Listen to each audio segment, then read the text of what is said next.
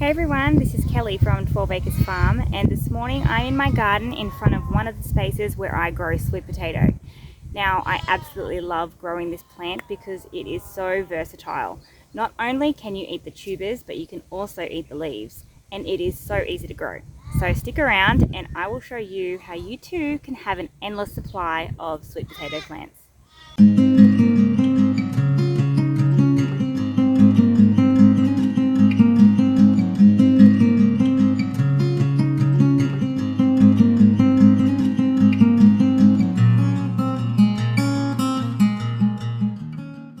Now, despite the name, the sweet potato is not related to the regular potato. It is in fact part of the morning glory family.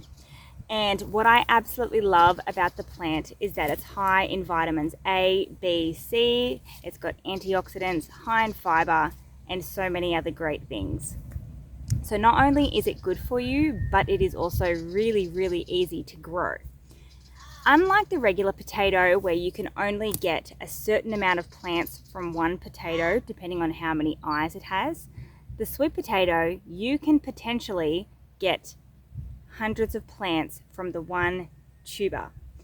There are many ways to start the sweet potato plants, and I'm going to show you my 2 ways that I like to do it today. Now, the sweet potato plant is a vine, and it loves to spread. So word of warning, plant it in an area where you won't mind it constantly popping up. So my first and favorite way of starting sweet potato plants is by propagating an existing plant that you already have in the garden.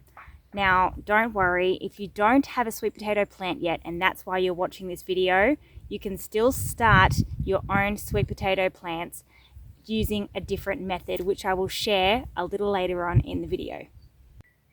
The first thing we're going to do is start by taking some cuttings off our original sweet potato plant.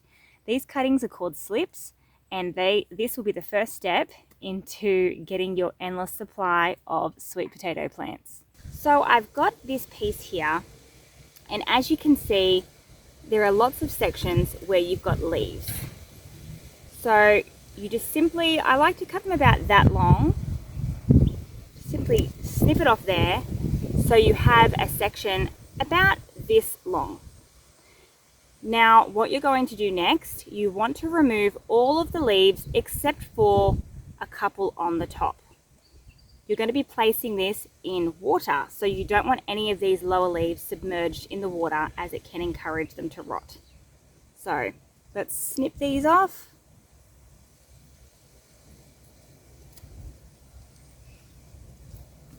You can use snips, or you can just use your hands, just pinch them off, just like that.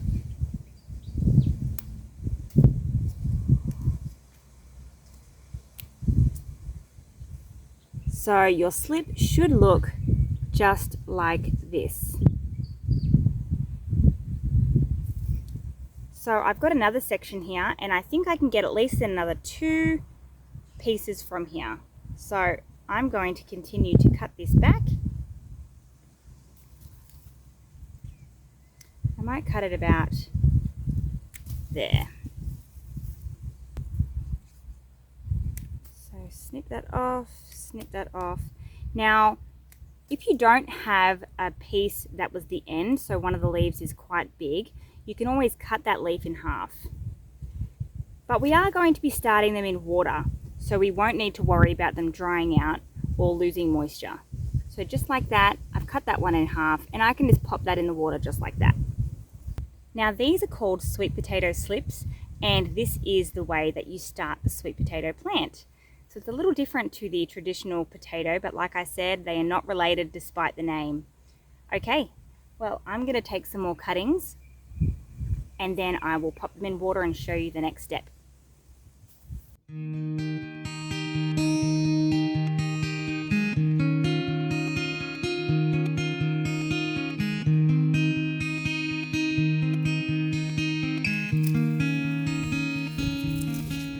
Okay, so I have gotten all of these sweet potato cuttings, and that didn't even take that long. Very quick. With the leaves that you cut off, you can put them in your compost or feed them to your animals or like I said, they are edible. You can use them as a substitute for spinach in cooking. I like to use snips in the garden, but with these, it can be quite fidgety, so you can just use your nails and just pinch off the leaves. Makes it really quick.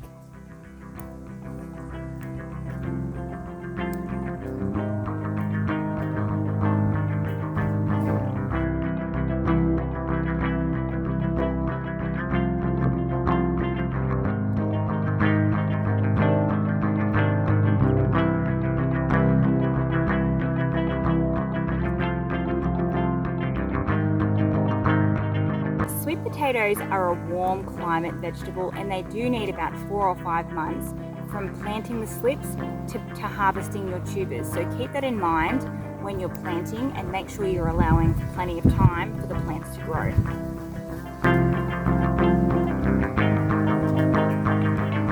Okay, so here are my sweet potato tubers. Now, when I put them in the water, if I think some of these leaves are a little bit too big, I can always trim them back, but I don't need to be worried about them drying out or losing moisture, because I am going to be placing these in water. Placing these in water is going to allow the lower parts of the stems to grow roots, and when they are big enough, then I can transplant them out into pots with soil or back out into the garden. Okay, so I'm back inside and I've got my jar of water. Now, we do have a filter here, so it is non-chlorinated and it doesn't have any fluoride in it either. So I have filled it up all the way, and I'm going to pop my sweet potato slips in there. If I find that as I'm putting them in there, they're a bit too long, I can always trim them back just a little bit. Might be a bit too long. This is definitely too long.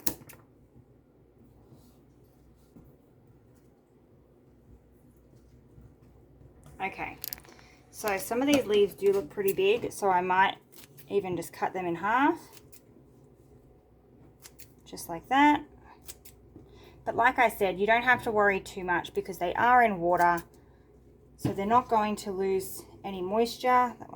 And when they grow roots, they will grow new leaves. Okay, so I'm going to let these sit here for a week or two to grow a good healthy root system, and then I can plant them out into the garden. This is the day after I put the sweet potato slips into the jar of water, and as you can see, they have already bounced back and are looking really healthy. Now, if you take a closer look, right here, this is where the roots are going to come out from. So as you can see, they have already started developing those roots only after one day. How amazing is that? The second way to start your sweet potato plants is by using a sweet potato. Now, this isn't even from a nursery or anywhere special. This is just a regular supermarket sweet potato. You can go with organic if you'd rather, just to prevent any sprays, anything like that on the sweet potato, but this one is just a standard sweet potato. Now, if you want to get slips faster, you can bury this about halfway in a shallow dish of soil. That will encourage growth a little bit faster in my experience. Or if you're a lazy gardener like me, you can just sit this on your bench, and after a couple of months, it will sprout and grow you some slips. Now, when the slips are at a good size, you can snip them off at the sweet potato just here, and you can put them in a jar of water just like you would with the slips that you took from your sweet potato vine. After a few days or a week, you'll see some roots, and when they're at a good size, you can pull them out and plant them in soil. Now, this way I've found is a much slower way to get your sweet potato slips. Of course, if you don't have a vine though, this may be your only way, and it's also cheaper than going out and buying some sweet potato plants from the nursery. These are some white sweet potato slips that I've had in my shade house for a few weeks now. They're long overdue for being planted up.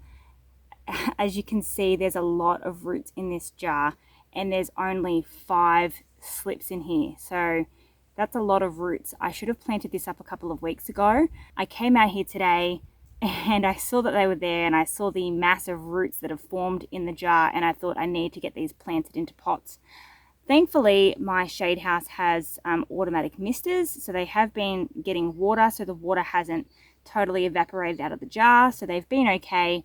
Although the leaves are starting to look a bit yellow, I think once I pot these up, they'll bounce back. Sweet potato plants are really hardy, so we'll pot these up and we'll see how they go.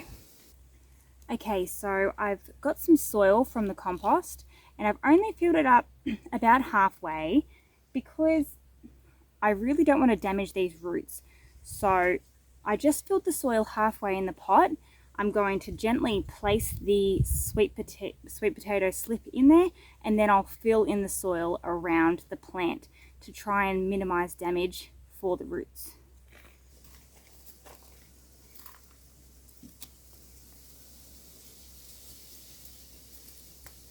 Wow, that's really, really overdue. They've actually formed into the shape of the jar.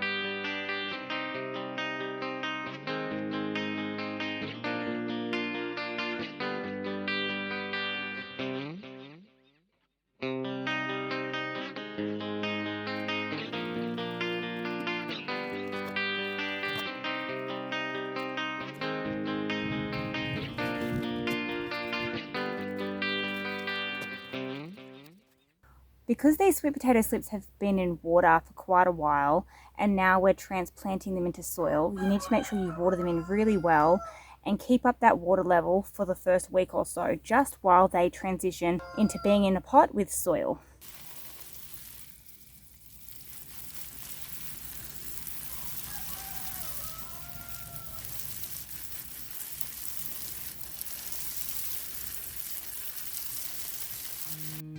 Thank you so much for joining me today in the garden. I hope you learned a thing or two about growing sweet potato.